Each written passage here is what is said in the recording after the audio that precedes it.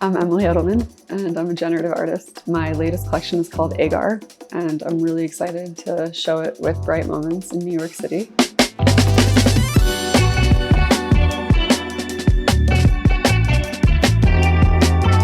I love the name Agar for two reasons. One is that I love the way it sounds. It's kind of like a curious, unusual word. I love the sort of like abstract world that the word paints when you hear it, but it also has a very real inspiration with the art. So Agar is a man-made material that is made from seaweed and turned into these perfect colored cubes that look very like engineered and industrial. The project sort of similarly has this like organic, inorganic play. It's circles and it's squares, it's coded, but it's also human. The collection is technically pixel art. With this collection, there's 100 outputs and there's 100 color palettes. Collectors will get to own not just their piece, but also their palette. And on top of that, they'll get to name their palette. So even if you think you have an idea of what your palette can do, my hope is that people walk away surprised. I studied graphic design. A big part of graphic design is color theory, but there's also a lot of play in the palette. So the colors that you imagined just as individual squares suddenly are working together and blending together and doing all these really amazing things that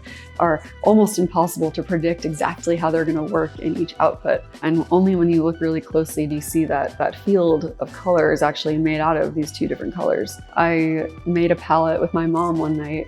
She was really excited to see how generative art works. I made a palette like on a boat or a plane or in a friend's living room. And I have a background in event and experiential design. So with this project, I thought from the beginning about how I wanted to display it. And I really loved this idea of showing some of the outputs really large. There's a lot of detail in the collection, and ultimately the space became about the shapes and the color. One other thing that we looked at a lot was this idea of like exploding the output. Like what happens if you walk inside of an output and feel small compared to the art and feel inspired by that scale shift and feel surrounded by the art in a way that's like encompassing and beautiful. There's this time in my life where I was sort of like towing the line between these two very different worlds, one being experiential design and one being generative art. Discovering Bright Moments was this sort of like answer to a question I didn't know I had, that the two worlds can be combined. And it was really exciting.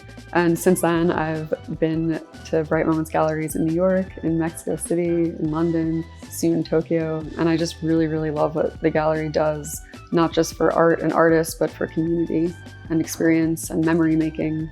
I hope that collectors walk away feeling happy and surprised, and also like they've left a mark on the collection.